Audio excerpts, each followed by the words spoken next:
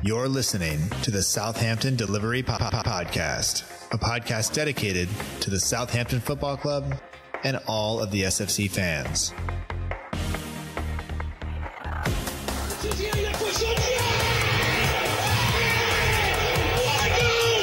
just got to go out and express ourselves. Fonte with a scooping header. You just got to get the job done. I'm here to get the job done. Подача, Остин все-таки забил. It's infield to Mane, 25 yards out. Lovely ball for Keller. Onside, 1-0. Buffon shot. Oh my word. Unbelievable. He ran around a bit like Bambi on ice. It was very, very embarrassing to watch. And now, your host, Matt Markstone. Hello and welcome to the Southampton Delivery Podcast, a podcast dedicated to the Southampton Football Club and all of the SFC fans. My name is Matt Markstone. I'm the host of the show. No matter where you are, no matter how you may be listening, thank you for making the show part of your day. I hope that you enjoy it. If this is your first time listening to the show, I'd like to welcome you. If you've been here before, welcome back. No matter what, I hope that you find it enjoyable. I hope you find it relatable. I hope you find it somewhat cathartic. And as predictable as this show is, it comes out every single Tuesday. We always talk about Southampton. We always talk with somebody who does something or is a fan of the club in some way. And just like that, Saints, as predictably, found a way to lose a game in which they led. They found a way to drop points at home. We found a way to allow Cedric to be isolated at the back post for the opposition to find him in the air with the ball, and once again he lost out. We also found a way to allow the opponents to score late on in the game, this time in stoppage time, with Harry Maguire finding the late winner. As frustrating as it was, as predictable as it was, as worrying as it is after sitting with only 1 point after 3 games, there were some positives in there, and there were spells in the game where we really controlled the game. There were a lot of positive individual performances, also a really, really bad dive. But, you know, I will not say that John Moss had a great game, but I often don't like to complain about referees. But he was definitely on my mind as Jamie Grant and I talked about the match. Jamie runs the Southampton page. That is the partner page for this podcast. They help promote the podcast, but the main thing they do is they provide content on Southampton. They provide updates and news and everything else about Southampton on Twitter, Instagram, and Facebook. It's updated all the time. Jamie and the rest of everybody that helps out does a great job with it. So if you're not already following the Southampton page, be sure to do that. I just knocked something over. Oops.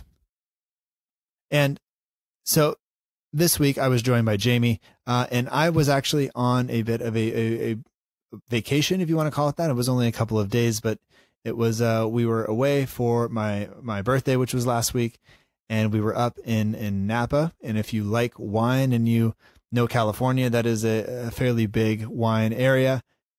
And it's particularly special to me because that's where my wife and I went on our honeymoon. So whenever we go back up there, it is always special. We spent a couple of days there. And on Sunday morning, when Jamie and I were trying to find a place to record, I was trying to find a place to call him. Generally, if I'm in a hotel, I can just call straight from the hotel. But of course, my wife was with me, so I was not going to call her or call in the room with her there at 6 a.m. after we had been out quite late the night before. I just didn't feel like that was fair to her. And like I said, it's kind of a place I like to go. So I don't want her to have that nasty memory of me making phone calls and yelling about Southampton, and cursing Harry Maguire and John Moss, in the room. I don't want her thinking about that next time I go out there. So what I did was I took a walk, and I found a table, I found a couple little places that I could sit, sat down. And about the time I sat down and got ready to record, they came by and started cleaning the area with the big truck and nice, loud pressure washer and things like that. So I had to get up and move. I walked around a little bit more. I sat down, found another place, was then told by the janitor of that place to move on. I could not sit there.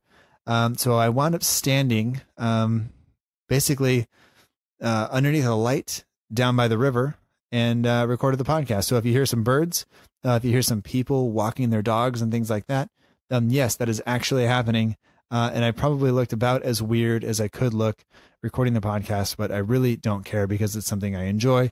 I enjoy talking to Jamie, and it felt good to be able to talk about all of everything that happened, from the lineups through the good first half to Højbjerg to John Moss and Maguire and everything else. So we will talk about all that, and we'll do that now. We'll just get straight into it because that's what you're probably here for. So I hope you are well. Here is my conversation with Jamie Grant. He runs the Southampton page. They're at Southampton page on Twitter and Instagram, and the links are in the show notes to those. So go follow them if you don't already. And here's my conversation with Jamie Grant. I hope that you enjoy it.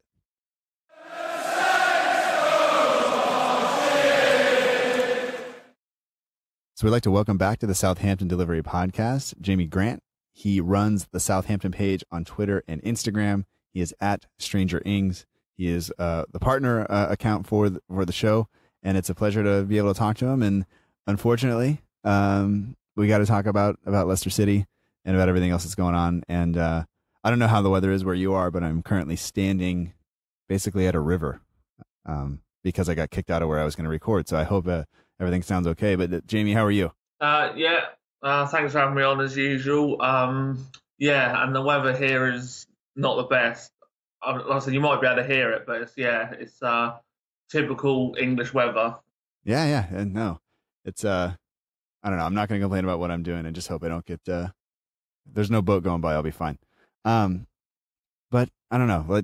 I say we just kind of get into it and get it over with in terms of the match, because I think there's a lot to discuss. And the more I think about it, the kind of more upset I'm getting, and I don't want to be upset for that long. So. But first of all, if people don't follow the Southampton page, it's on Instagram and Twitter. The Instagram account is, I don't know, one of the earliest accounts one of the accounts I followed early on. And of course you are the partner now. And so if people aren't following that, they should go over there, click the link in the description or in the show notes, and then get there if we're not already doing that. So let's get started here with the lineup. Looking at the lineup yesterday, I was still thinking we were, possibly going to go with a back five, simply because I thought that there was the idea that we didn't play the back five last week because Vestergaard was out. You knew Vestergaard was going to be in there. It was a matter of who was going to partner him. Thinking about Leicester City, thinking about how they play on the counter, even without Jamie Vardy, I would have thought that we would have had a different center back combination, but. We played 4-4-2, and for the most part, I thought the team played really, really well for the majority of the game.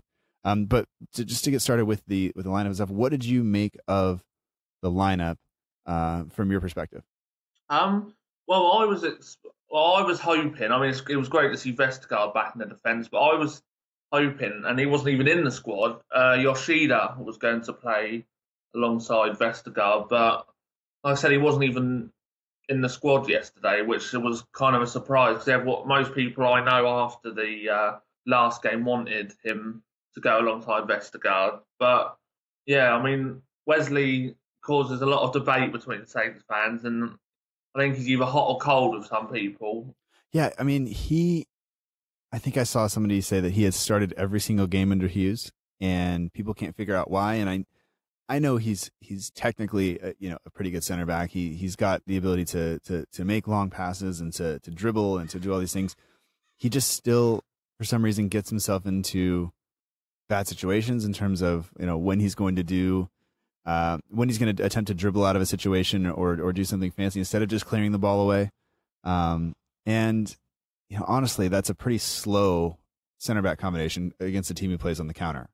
Vestergaard is not blessed with pace. There was that one instance yesterday where the ball got in behind him and he attempted to slide, kind of missed or didn't get all the ball. And then, we were able to clear it away. Lamina was able to get back and clear it away. But that's always going to be an opportunity for teams to get after us that way if that's our center back combination. And I think part of what happens with Yoshida and Bednarik not being in is judging from what Hughes said during the press conference, it seems like they're not quite ready, which doesn't really make sense to me. It seems like it's been long enough, and I don't know when they're going to be ready. Maybe we'll see them play in the EFL Cup maybe they'll get a run out together, and we'll see how that goes. But I really have no idea, when they're going to be able to be given a shot, I guess.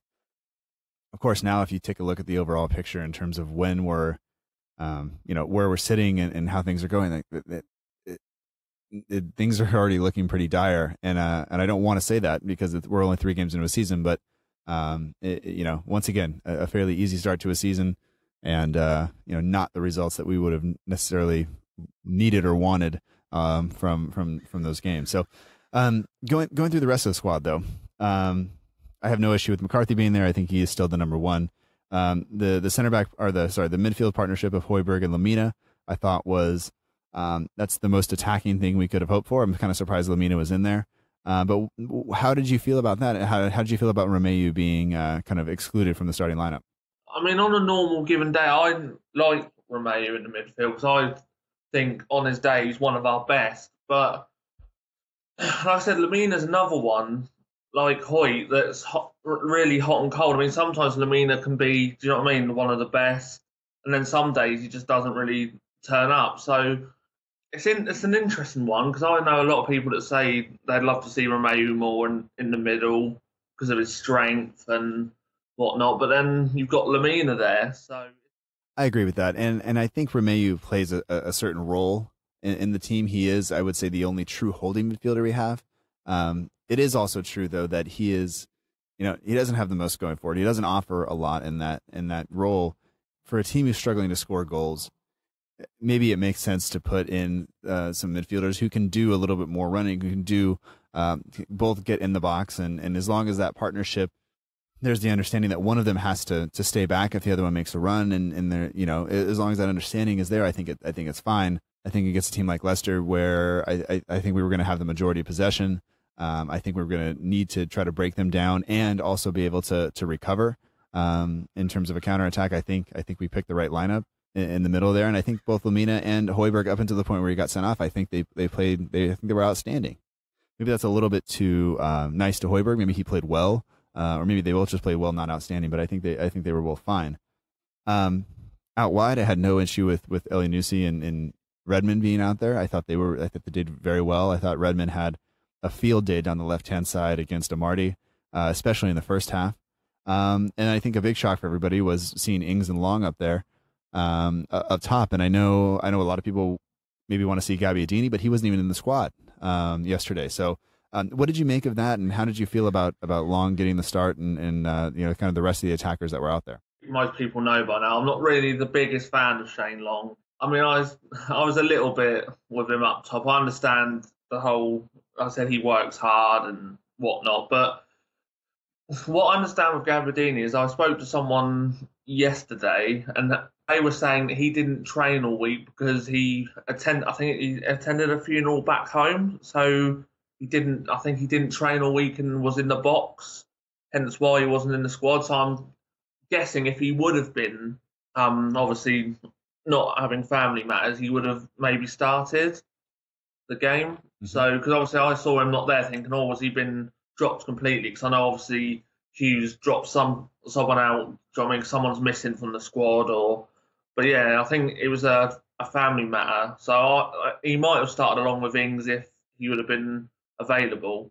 And I know that Adam Blackmore before the game tweeted that I think it was Yoshida, Bednarak, and Gabbiadini were all on the field running, kind of during the warm-up session or just before the teams were announced, and they were out there running. And he said hard, like they were out there, sprinting. And I know sometimes after matches you got guys who don't play who have to go out and do some running and stuff like that, but they were doing that, and I think it was clear to him at that point that they weren't going to be included in the squad. And I think Gabbiadini is a better forward, a better striker than Shane Long, without a doubt. And I think that the partnership of Ings and Gabbiadini could work, but I think with the game plan that Hughes had, the role that Long played yesterday, I thought he did very well. Maybe the role was just run in behind, hold the ball up, bring other people into play, but I thought he did that very, very well. Unfortunately, it didn't lead to us being able to create a bunch of chances. So maybe it didn't work. But in terms of the game plan, I thought that it was clear from the very beginning what we wanted to do, and I thought that the players had an understanding of that, and I think that they went out and executed that for the most part pretty well. And I don't know how you feel about that. Yeah, I mean, I said it started well, and I mean, with Long, I give him credit in one sense that, like I said, you will get the work hard, as you said, the running behind the defenders. So I can understand why, in that sense, he went for it. But like I said, I just think he needs more. Do you know what I mean? More goals to his game, as you were saying earlier. Yeah, and I think that, I mean, that's obviously something we're struggling with as a club, as a team, that we're just not scoring enough. So I don't know. We'll kind of get to that, but I know after last week in the opening weekend, there was a lot of talk from a lot of people, from the players, from the club, from me and you, from everybody, about starting games better and playing right from the beginning. And you heard Bertrand. I don't know if you heard Bertrand's post-match kind of interview yesterday, but he said they addressed that. They worked on that. They worked on coming out and being ready right from the first whistle. And I think they did really, really well yesterday. They won a corner immediately. They were, from what I saw, they were on top for the first 10 minutes. It was all Southampton. It was just, could we find a breakthrough there? And of course we didn't, but they were there. They were up for it. They were taking the game to Leicester and controlling the game. And I thought that was a really positive. I thought that was a real positive from us. And I think that as we went through the first half, there was no doubt in my mind that we were the better team, that we were more prepared. But I don't know, like what did you make of how we started the game, in terms of what the game plan was, and then how we executed that? I mean, were you happy with how the game opened up, or anything like that? The thing with us, particularly lately, is we seem to start well, and then I don't know what it is. It's like we get to a certain, I don't know if this is the right word, a certain point where we sort of like switch off for a moment. I don't know if that's the right way of putting it. Yeah, I think that's fine. As you said, it seemed to start well. Do you know what I mean? We got the early corner, but we never seemed to, like you said, to get that early lead. Because I think if we had have got the early lead while we were playing so well, it might have been a totally different game. Do you know what I mean? Yeah, absolutely. I think after the opening 10 minutes, the game slowed down, and I think that's what happens. Is you see a team, whenever I see us come out and press, and like we're really controlling the game for the opening 10 minutes. If you don't score in that time, I think sometimes it can get, it can deflate you a little bit. You've expended a bunch of energy. You're kind of, maybe the adrenaline is what I'm trying to say. That kind of goes away after about 10 minutes, and you settle into the game. And sometimes fans might say, that might feel like we missed an opportunity or things like that. But anyway, it kind of slowed down after the first 10 minutes. And then I think not long after that, we have like kind of the real, the issue with John Moss just not ever calling a foul for any reason. And I think it went both ways. There were a couple of challenges on both sides that I thought could have been called. There was a foul on Long that was just on the edge of the area that no foul was given. I don't know. At what point did you look at John Moss and say, like, hey, he's starting to actually kind of have an impact on the game by not calling things? Did you have that thought, or is that just me? To be honest, though, I've seen John Moss before, and I've never really liked him as a referee. So when I saw him given the game, I was thinking we will be lucky to get a decision from him. So in a way, I would say I'm surprised, but because I know what John Moss is like, it really doesn't surprise me in that sense. I don't like to blame things on referees. I always think that as long as it's fair, it's going both ways, I think it's fine. But there were a couple of things yesterday where I was just like, I think that, the player is fouled, there's a challenge put in, and the team loses possession. It's not like there was an advantage to be played or anything like that. It's like we lost possession a couple of times as a result of fouls that I thought, could have been somewhat decisive. So, anyway, yesterday I thought that we did an extremely good job of kind of shifting the ball from one flank to another to get Redmond or El Nusi or Bertrand or Cedric into space with the ability to cross and get people in the box. And I thought that for the most part, Leicester City looked somewhat vulnerable. We all know Maguire is a fantastic center back, and we'll come on to him later because he, of course, scored the winner for them. But they didn't look comfortable defending crosses. And it's nice to see another team that doesn't look comfortable defending crosses. And it seemed like the more that we put in, it wasn't that they couldn't clear them, it was that they looked unsure. They were swinging wildly at balls. They were heading balls out for corners that probably should have just been cleared upfield, things like that. So when I saw that, I was extremely encouraged. And when I saw Bertrand and Redmond seeming to have a little bit more chemistry than last year, because I remember saying last year that it seemed, at times it seemed like if you could get Redmond out of Bertrand's way, then Bertrand would get forward more. But yesterday they seemed to have a pretty good understanding of what the other was going to do. And like everybody else has said, I think Redmond has just been outstanding so far this season in terms of his desire to run at people and his willingness to take on someone and mess up, make a mistake. It doesn't matter, because we need somebody to create those chances. And I don't know, I thought he just had a field day with Amarty down the left-hand side, and I don't know, I hope we get to see more of that as the season goes on. Yeah, I think with Redmond, I watched his post-match interview. I can't remember when it was, and he was talking about, obviously, he had a tough season last season. I mean, he had a lot of criticism from fans, and he, like I said, during the summer, he was saying that he's been trying to work really hard, and you can tell that already by the early stage of the season. And I must admit, I really hope that he can kick on this season, and because there is a good player inside there. He just needs to show it, and I think, as you said, the early signs is that he looks really ready to, do you know what I mean, show what his worth is, sort of thing. Yeah. Saints had something like 7 corners in the first half, and I mean, obviously that's a pretty big number. But I don't know. I would have hoped that from those that we could have created a couple of opportunities, and I think we went into halftime with only 2 shots on target. One came from Ings very late on. It was a fantastic turn. He kind of took the ball and turned. I think it came in from Redmond. It was a quick shot, and Schmeichel had to get down and make the stop. But I thought that for as well as we played, for as positive as we were, and for as many corners we had and as many crosses that we put in, we still failed to create clear-cut chances, and we still failed to really challenge Kasper Schmeichel. He did have to come for a couple of crosses, which is part of what you have to do as a goalkeeper. But I don't know. I would have hoped that for as well as we'd played up until that point, and for as poor as Leicester City were in possession, they could not hold on to the ball for the first half. You would have hoped that we would have been able to find a way to score. And going into halftime, I think you have to take some positives in there. I think they created a pretty decent chance, on the counter. I believe it came to nothing, but we needed to be ahead. But still, there was some positives there. And then, having looked at the second half of our previous 2 matches, we played much better there.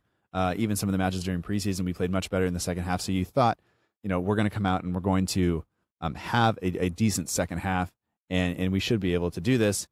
But it didn't. Obviously, it didn't happen.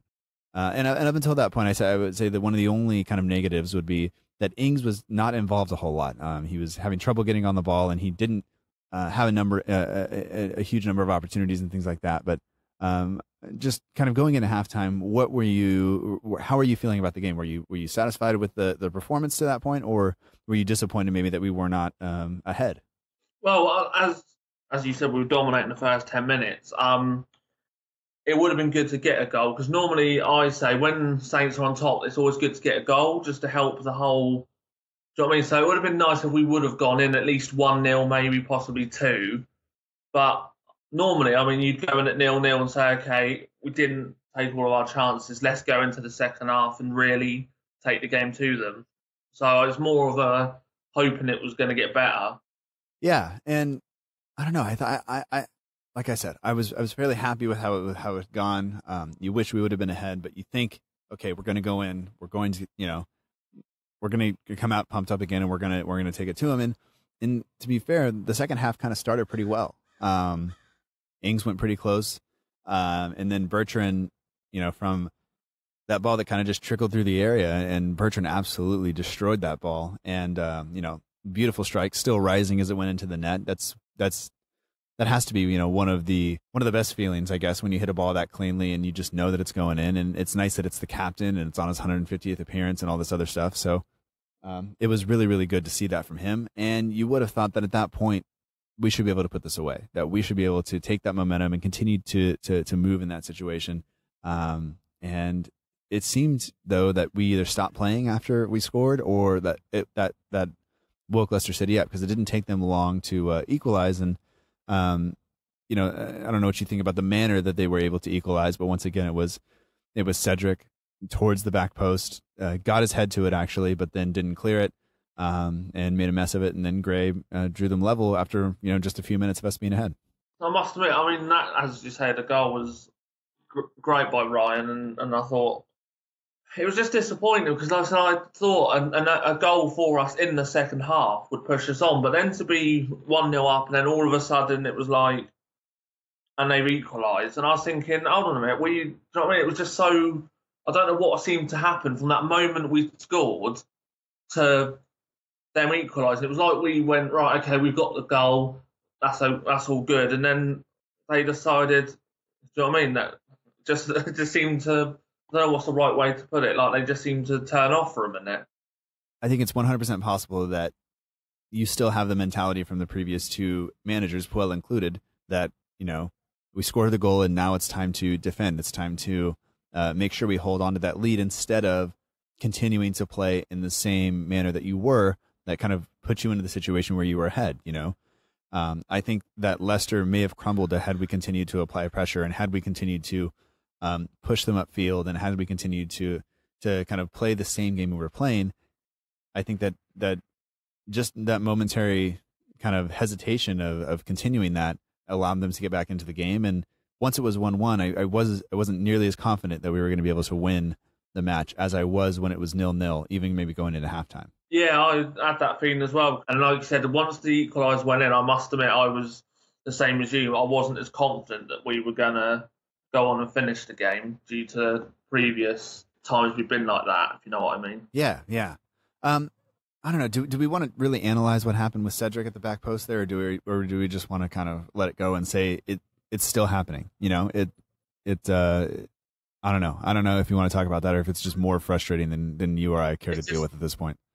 Yeah, I think it's just like you said. It just seems to be old wounds just continuing, really, doesn't it?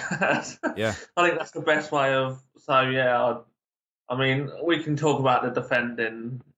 You'd probably need 2 or 3 hours for us to discuss the whole defense. Yeah.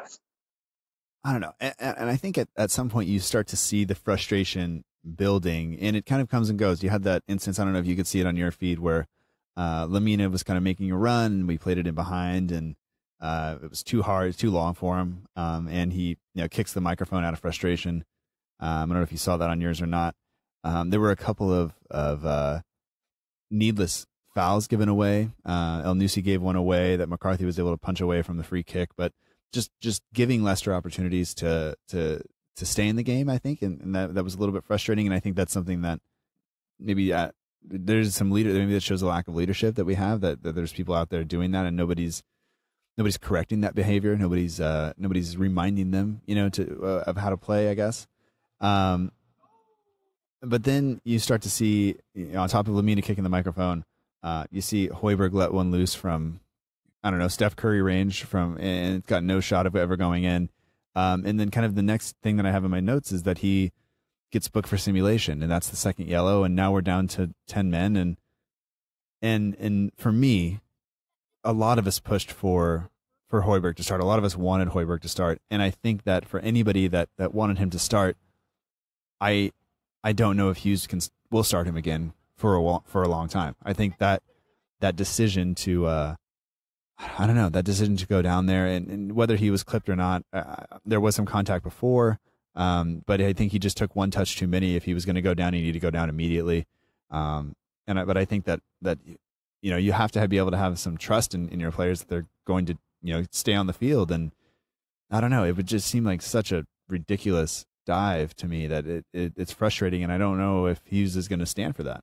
Well, I was really disappointed with Pierre on that one, because he had a yellow card anyway, and I mean, and for me that was the big change in the game, as in that how obviously we'll talk about the rest in a minute, but how the game finished, and it was just disappointing because I was watching it and I saw him go down. And obviously, initially you think, oh, penalty, but obviously when they show the replays, you can see right. Obviously there's not much there, and you're just thinking, why?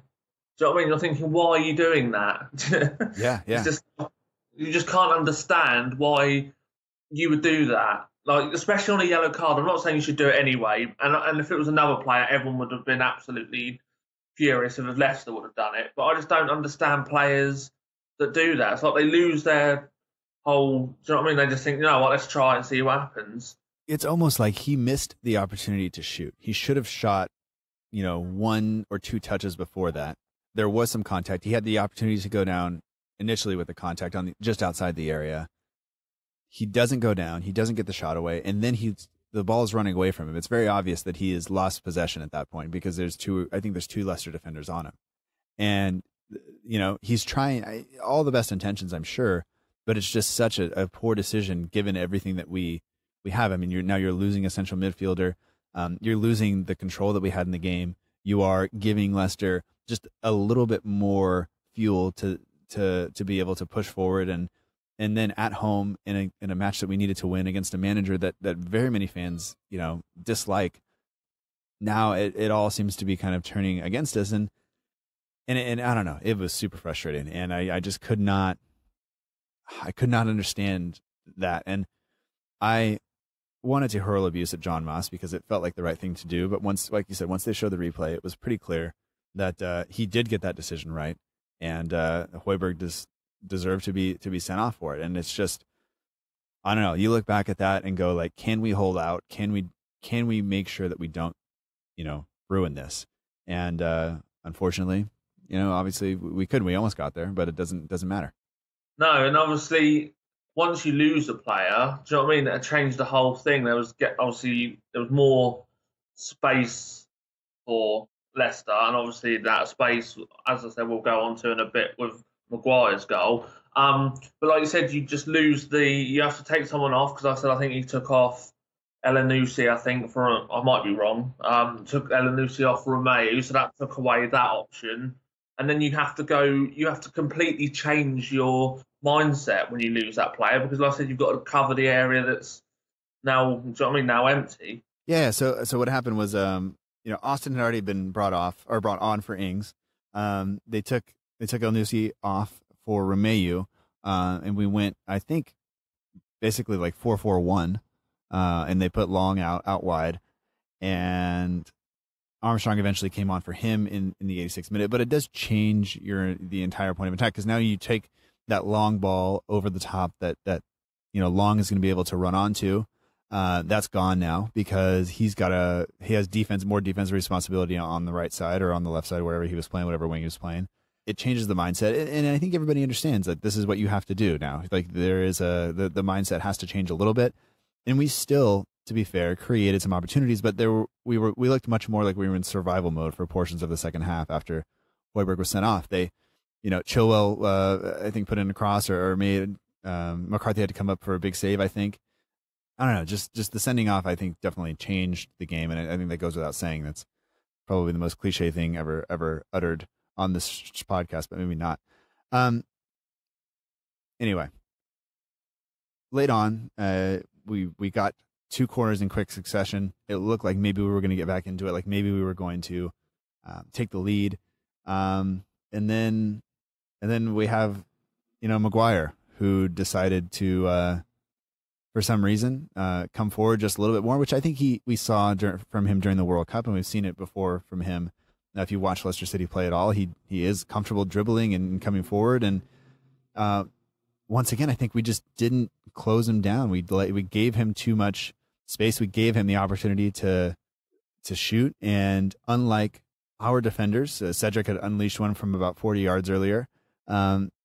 He made sure that he kept it down, and I think that it was hard and low, and I don't know, it was a decent shot, kind of more of a prayer, I think, from him, but it found its way into the net, and that's it. I mean, that was the equivalent of the goal at Everton last year, late on, where we failed to clear it and they scored.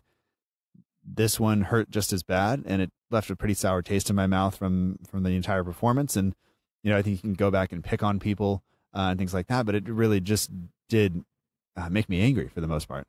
Yeah, I mean, and it's funny really because I tweeted it on yesterday that I loved Maguire in the summer for England, and yesterday I just didn't like him.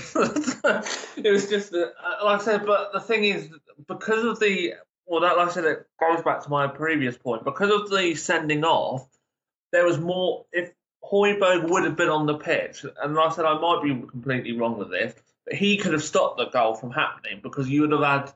So, I mean, you would have had the solid midfield. He would have been able to close Maguire down, but because of obviously the sending off, like you said, there was more space. He got through, and then he ended up scoring. So I think again, the sending off was another big factor in that goal because, like I said, if Højbjerg would have been there, he probably could have stopped that happening. Yeah, absolutely.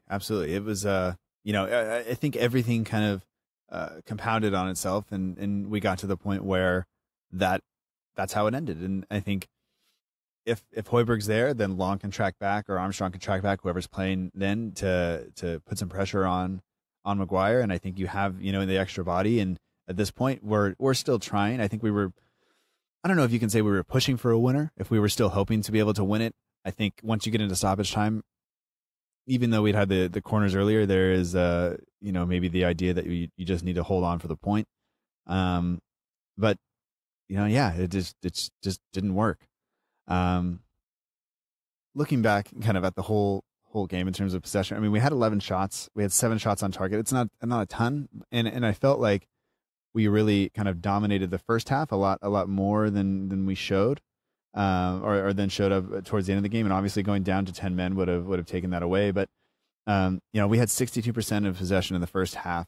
We passed the ball well. We moved the ball well. We created, we had chances for corners and things like that. We did commit a lot of fouls, but overall, by the end of the game, it didn't matter. We were, I think at the end of the day, when you're kind of reeling from the past kind of season or so of dire kind of football, you need a result, and we had we had a real opportunity to get one yesterday, and we didn't. We failed basically.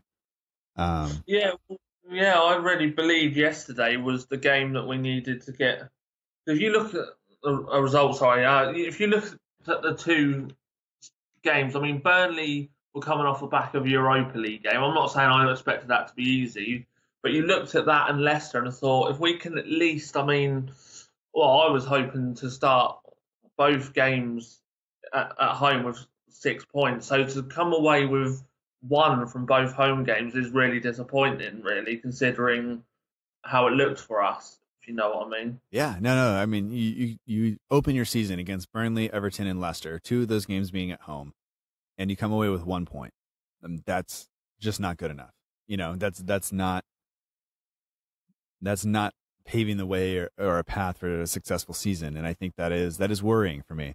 And I just also want to say, early on in yesterday's match, I gave John Moss. I was upset for him. I felt like he let a lot of things go, and I think, maybe that encouraged the game to be a bit more.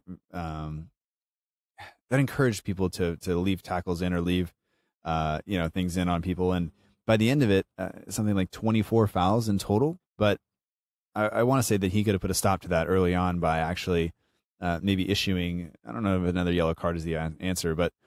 For not allowing some of those things to go on early on. And I think, maybe that led to it. But once again, I don't want to blame him. We failed. He didn't. I don't think we can blame him for that. I think we have to look at the sending off. I think we have to look at, and maybe as harsh as the sending off was, I think that you have to look at our performance and our inabilities to create a clear-cut chance and put the game away when we were ahead. So. I don't know. You have any thoughts on the game? Because I think we have quite a few questions to try to go over. So I don't know if you want to go that route or what you want to do. Yeah, we can answer some questions.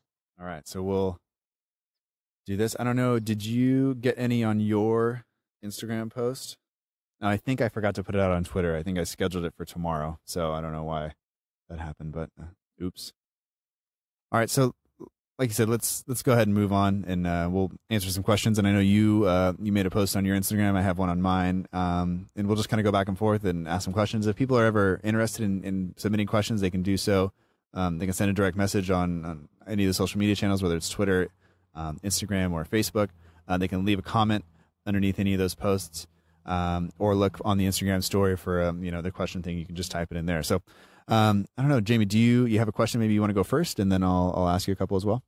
Yeah, the first one was from, sorry if I'm saying this wrong, McLean Brown on Instagram was asking, what do you think we need to improve the most? Results? No, I would say probably that the thing we probably have to work on is just playing a full game, not switching off for moments and not allowing maybe the mentality of the last couple of seasons to show up in our play.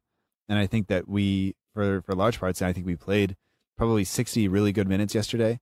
But the game is 90 minutes long. And I think that the moments that we weren't in it, we weren't, fully aware. And, that's all it takes for any team in the Premier League or any team kind of probably in the Football League to take advantage of that. And so I thought that, for the most part, I think we have the talent, I think, but maybe we lack a little bit of leadership. Maybe we lack just a little bit of know-how, some senior players in there to kind of make sure that we're all, in it the whole time. But I don't know.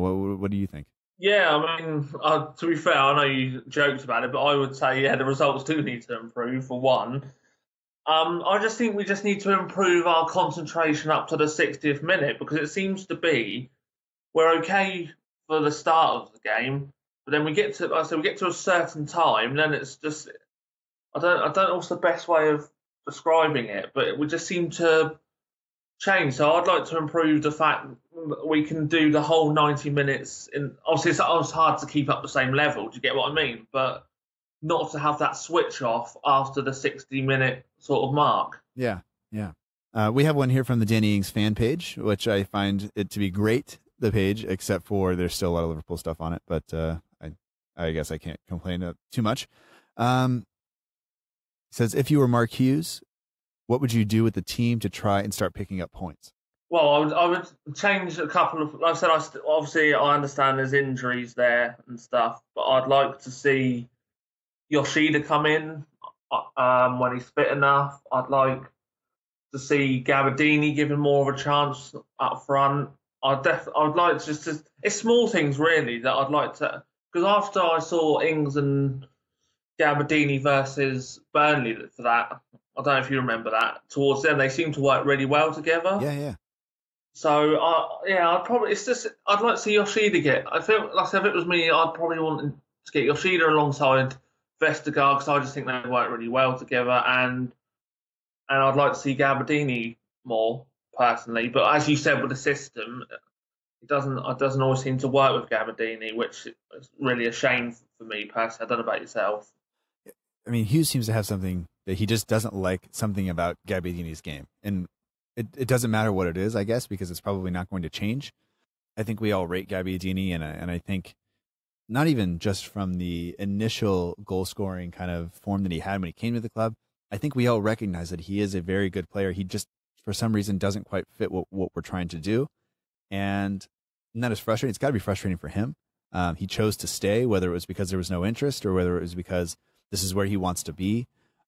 He's at the club, but for him to not even get into the team is worrying. I think Ings is very good on the ball. I like the way that he brings other people into it, that he can make passes, and he seems to have vision, and maybe that comes from playing with just being in a team where you're playing with Mo Salah and Sadio Mane and Roberto Firmino, where you have to work to find other players because they are getting themselves into positions. And I think so for him to bring that to us, I think it's great.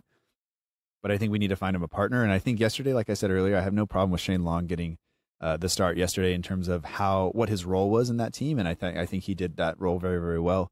But it does worry me that we don't even have Gabardini in the squad, in the matchday squad, so early on. And I hope, obviously, that he's going to play probably in the EFL Cup game. But we'll have to see kind of what that looks like. Yeah, I agree.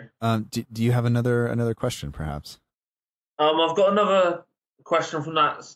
It was an add-on by McLean Brown. I don't know if I think this question may be a bit early to ask, but it adds on with, should we keep Hughes or is it fixable without a sacking? Which I think is a bit of a... Personally, I know I've said this question for you, but I think that's a bit of a early question. But obviously, I don't know what your thoughts on that one is. I think that people that wanted Hughes or weren't happy with the Hughes appointment to begin with, that maybe had to swallow that a little bit because he kept us in the Premier League, I think that they're now going to say that this is what it is, and that, you know, maybe he needs to go. I don't know. 3 games is early. I would say that the one thing that really worries me is we spent all preseason playing with a back 5, and 3 games into the season we've moved out of it, I think, twice during the match, and then started with a back 4. So that, to me, maybe it's good on Hughes because he's willing to change and adapt and recognize that the team's not performing well, but at the same time, you had a whole preseason to work on that, and you somehow couldn't get the guys to be comfortable in that situation, to look comfortable in that situation, and that worries me. Because I think one of the things that we really wanted from Hughes was he seemed to be able to get his message across to the players. That's something that Pellegrino definitely lacked, that he couldn't get his ideas across to the press or the players or anything else. And Hughes didn't have that issue, but it seems like he is having that issue now, if that makes sense. And I don't know. So that worries me. I don't think he needs to go. I think that's, like you said, it's much too early for that. But I think, you know, people give it a couple months and people will be calling for it, you know, possibly by Christmas, if that's the way it all kind of goes. But hopefully, you know, obviously it doesn't go that way, but you know, we can't control that. So I have one here from the Saints Forum. At what point is it reasonable to be worried or angry with the team's performances? So kind of along those same lines, but is this something that, you know, we can be upset with how the team's playing, or be worried about the general direction of the team? Well, I mean, I always say the first game you get out of the way, do you know what I mean, sort of thing. Start with a point, like we did against Burnley, is fine. But for me, because everyone always looks at the league table initially and says, well, there's nothing to worry about. Do you know what I mean? It's obviously it's early days, so it can change either way. You can get 2 results and you'll be up the table. 2 losses, you go down the table. But for me, it's just, I mean, it's not. I'm not too worried at the moment. I mean, well, I'm slightly worried, but obviously I have to keep telling myself it's only 3 games. Do you know what I mean? There's a chance the bit of form could change. I mean, but our next game's Palace, which is another, for me, a tough game. I think that's after the Brighton game, isn't it? I think that's the last game before international break. Is that right? I think so. But yeah, so I think it is reasonable to be angry because obviously everyone still looks at us as like, well, it's still like everyone just thinks like the hangover from last season. If that's the right way of putting it. So, and after everyone was really looking forward to the Leicester game, obviously seeing no Vardy and whatnot, that we would get the victory. So I think it's too early to be like saying, right, that's it, we're done. Do you know what I mean? But yeah, I think you're within reason to be worried. I don't know what you think, if that's what you think about that. I think that we once again are having opportunities to take points, and if you start to look at last season a little bit and how we drop points from matches that we should have taken them from, and what that did to us in this situation that put us in towards the end of the season, and you look at us doing that again this year, that is frustrating and that is worrying. So I understand that. Like I said, it does get a little bit, I think it's a little too early to worry about managerial changes or things like that. I think that's going to upset kind of the balance that is there in the team. And I think there were large portions of yesterday's match where we were great. And, you know, unfortunately the ones that, the moments where we weren't great came back to haunt us, I guess, a little bit. But yeah, there are some other questions here, but I think they kind of cover things that we've already kind of talked about. But thank you to everybody who kind of did that. I don't know if you have anything else that you'd like to add here, or if we should wrap this up. There's one, I don't know if this one you want to look at, but someone asked, great name, J-Lo Bouncing. Like it. Yeah, I do like that. I'm a big fan of that. It says, why has the last few years of Saints gone away from the DNA, which is the youth academy? They haven't brought anyone through, and it's so disappointing. They've also put, when you bring the youth through, you get excitement, X factor, speed, and pride in the badge. Something they've been missing for a while. It says, what are your thoughts on that? I would say that, yeah, I mean, one of the things that drew me to the club initially was the academy and their ability to bring players through, and their ability to see the kind of development from youth team all the way through. And I think that there is a sense of pride that goes with that, especially when you see some of the guys that grew up in the area and that came through the academy. Like, that does do something for the fans, especially because you can kind of latch onto that. I don't agree with some of the people who say that, we bring in these players and they don't care about the club just because they're not from there. I don't think that's necessarily a requirement. Although sometimes their actions do show that. The end of Van Dijk's tenure at the club, he didn't look like he cared. So I understand that, but I don't think you can apply that to every player who's come through who hasn't been an academy product. That said, I mean, this week we had Josh Sims going out on loan, and that's something where I looked at the options we had out wide and thought there was a real opportunity for him to get in the team. Like last week, El Nusi was out. You would have thought Sims could have slotted in there and played out wide, and that would have been great, but it didn't happen. Hughes spoke in the press conference where he just said he wasn't sure he was going to, get the necessary game time. So it's time for him to go out on loan. And I can respect that. But at the same time, that's going to anger some people, because the moment that we have to play Shane Long out wide, like yesterday, people go like, well, I think Josh Sims does better out wide than Shane Long. And Josh Sims has pace. Josh Sims has ability and talent, and that there is a level of excitement that goes in there if Sims gets into the game versus when Long gets started. Everybody kind of questions it. Everybody kind of moans, and I think that's a completely fair reaction. But I think that is where maybe the club, they have to make the best kind of, I guess, decisions long term, and so maybe that means that you have to loan those players out. But I do think it is somewhat worrying. But I also think if we were playing academy products and not spending money and not having guys in the team that were proven internationals and things like that we would complain about that. But now we're going to complain about the other thing, and I think it just kind of goes both ways. And maybe it's fair, maybe it's unfair. I'm not sure. But yeah, I don't know. What do you think about it?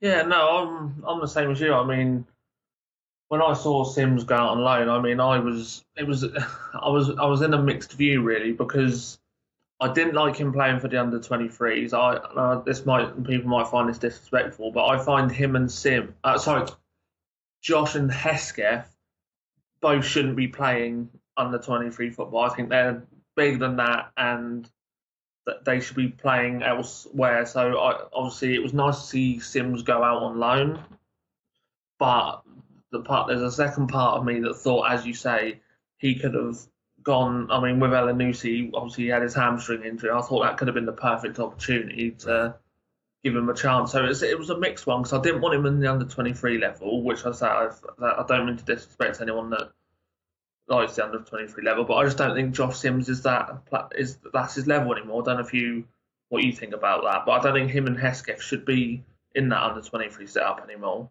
No, and I think if you outgrow that level, then the next level is going out on loan and playing first team football somewhere. And so at that point, maybe that is the proper chance. But maybe during the preseason training, maybe Sims just didn't quite look like he was going to get a shot in our first team, and so that's how the decision was made. And if that's so, like, maybe that's the right decision.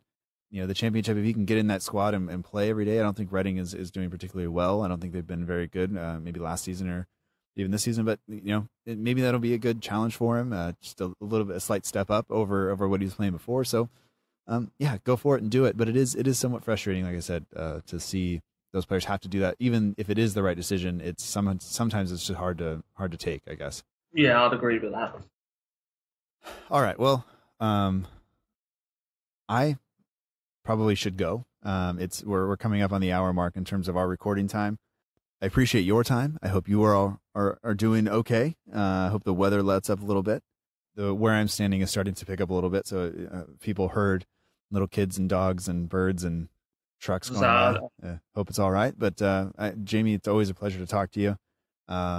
Always a pleasure to chat, and whether we do it via text or this or on the record or off the record, it's always a good time. So hopefully next time we do it, it'll be slightly better circumstances. But looking at the matches we have coming up, not a particularly fun run.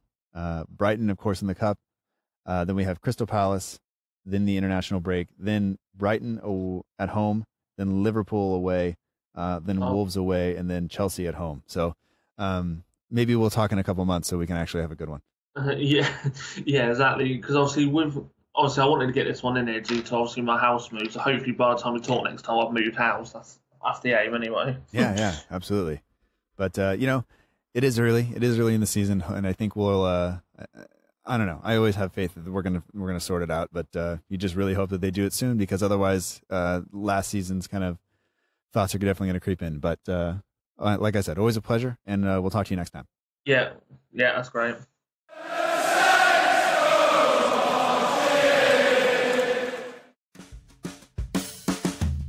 That does it for this episode of the Southampton Delivery Podcast. Thank you so much for joining us. I hope you've enjoyed it. Special thanks to Jamie Grant, who runs the Southampton page, for one, being my partner page and taking such good care of me, and two, for joining me on this occasion to talk about this match when there are so many other things that you have going on and so many other things you could have been doing. I really do appreciate it.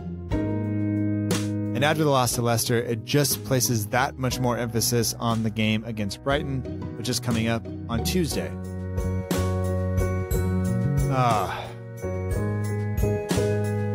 I don't think we...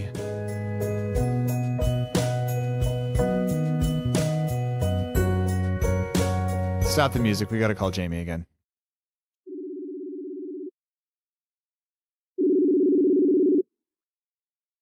Jamie, I'm calling you back because Southampton play before next weekend. We have Brighton in the Cup on the day this comes out. So I think we should at least address it a little bit, and I completely forgot about it when we were on the phone earlier. Yeah, no, it's okay. I said I did remember myself, but I think time got ahead of us on that one. Oops. But anyway, just given the fact that, we have had a cup run in each of the last two seasons, have another chance to get a win and maybe get some momentum going under us. And I'm just, from your perspective, it is against Brighton. It is on the road. I guess given how the last match ended, how important is the match against Brighton for the club at this point in the season?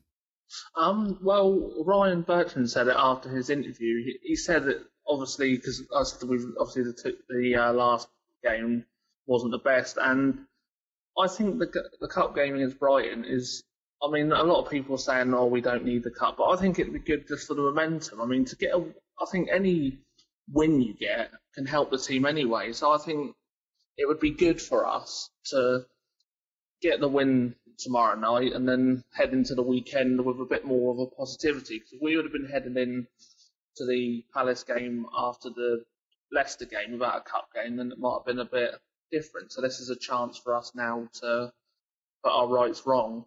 Yeah, and there's a legitimate chance here to gain a little bit of momentum, and it's something that we failed to do at many points last year. It didn't seem like any wins we got through in any of the cups actually, transferred over to the Premier League. But there is that opportunity. There's that chance that if we can put together a solid performance and get a win, that maybe it just gives everyone a little bit of belief from the players all the way to the fans and everybody else in between. So you kind of hope that is you hope that can happen. And as we're talking now, we've just seen that Harrison Reed has gone out on loan, but you would think that there would be some changes in the team for the club. You would think that hopefully this will be the chance that we see Maya Yoshida and Jan Bednarak get in the squad. You think, maybe we'll see a slightly changed midfield. Maybe you see a slightly changed formation. Maybe you see Armstrong play as well. So I don't know. What changes are you anticipating in terms of guys coming into the team? Well, one person I think might get a chance is Angus Gunn, obviously who we signed in the summer. I think he might let Gunn have a shot, because I think that would be good just to see. Do you know what I mean? Because we want to see if he is going to be real competition for McCarthy. So I'd maybe expect Gunn to maybe come in. As you said, I think Yoshida and Bednarak. I mean, if especially Yoshida, if I didn't see him in the lineup, I would slightly worry about his future. I mean, going ahead, because you'd expect, like you said, him to come in. I'd expect also maybe Gabardini to get a start, and yeah, I think there's a few. I think he'll try and give players a game that haven't played, and obviously I think Stephen Davis might get a chance in the midfield. Yeah, because he hasn't featured much this season, has he? So I think he'll try. Yeah, I think he'll just try and bring some of the players in that haven't had as much chances as they've liked this season or pre-season, for example. Yeah, and there's a real, like we said, there's a chance that this could be good for those players, and you at the same time you hope that there's enough consistency in the team to be able to. It is early in the season. I don't think that people are necessarily tired at this point. You know, maybe we're only 3 games in the season, so hopefully we can still bring on some guys maybe late on to try and win the game if the opportunity presents itself. But hopefully we can put in a good performance and get through. And I imagine this will be one of those matches where I can't see it. It'll be middle of the day for us, and it will also, I'm fairly certain it won't be televised. So it looks like radio coverage, hopefully, that'll be provided, and we'll be able to enjoy it that way. Yeah, I think, like I said, it's good. It's like I said, it's during the week, so obviously a lot more people probably, as you said, listen to it via the radio. But yeah, I just think it is definitely a good chance for us, like you said, to go down there and just put a performance in. And like I said, and the other thing you've got to think about as well is these players that come in, they want to give Mark Hughes a headache. You know what I mean? If they come in, let's say, for example, a Yoshida or somebody, do you know what I mean, stands out, you want to give Mark Hughes on the Saturday a selection headache. Like if Angus, I'm not saying they would change McCarthy, I still think he's number 1, but let's say Angus Gunn had a great game, it put thoughts in his head about who to play. Do you know what I mean? You want to, so all the players that do get a chance tomorrow night, you would hope they would take the chance. Otherwise, if they don't, it justifies why they're not getting chances. Right. No, and you would definitely think that Angus Gunn would be given this game simply because he came here for first team football. He didn't come here to be a backup. He could have stayed at Man City for that, you know. And he didn't come here to go out on loan to a lower division, because he also could have done that at Man City. So, yeah, well, I just hope the guys, whoever comes in, you know, hopefully they have, you know, been working together a little bit and they have an understanding, and hopefully we have a better showing in this cup than we did, last season when we went out to Wolves at the first hurdle. So, yeah, but, I'm sorry to have to call you back. I know you were busy, but I wanted to make sure we got this in. Yeah, no, it's fine. I said I've stopped. I said I'm very busy with currently getting ready to move house, but I found a break anyway, and I needed it, to be fair. All right, man. Well, I'll let you get back to that, and hopefully next time we talk, we'll be talking about a win. Yeah, thanks for having us again. All right, man. Talk to you later.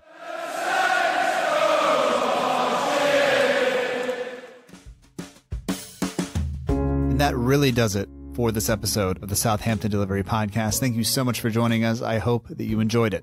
If you couldn't tell, I had to call Jamie back on 2 separate occasions, once from a riverbank and once from the same place that I always record, which is just a desk in my office at home.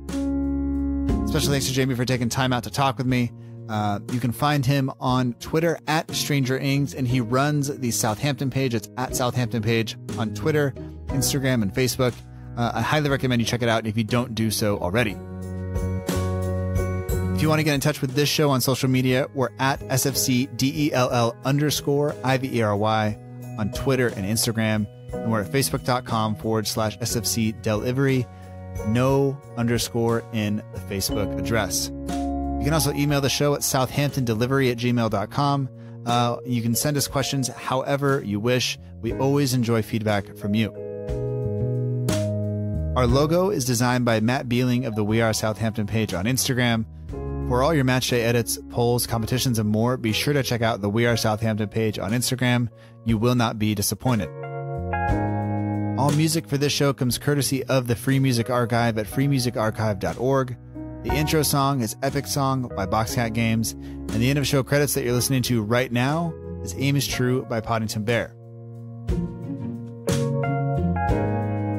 If you haven't done so already and you enjoyed this week's show, you can subscribe on iTunes, Stitcher, Acast, Google Play, TuneIn Radio, or wherever you listen to podcasts.